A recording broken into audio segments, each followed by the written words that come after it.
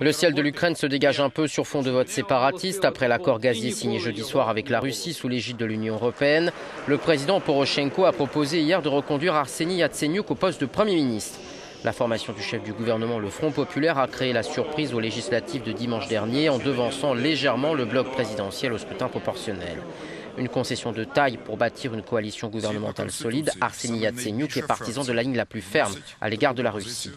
Je tiens à rappeler que selon la Constitution, c'est au sein du parti le plus nombreux que doit être choisi le Premier ministre, explique ce représentant du parti présidentiel de Porochenko.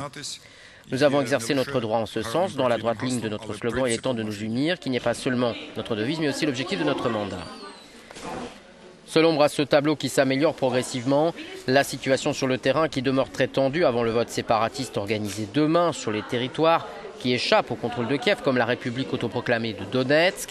Un scrutin dénoncé par les Occidentaux comme un obstacle à la paix. Il demande à Moscou de ne pas le reconnaître, contrairement à ce qu'a promis cette semaine le chef de la diplomatie russe.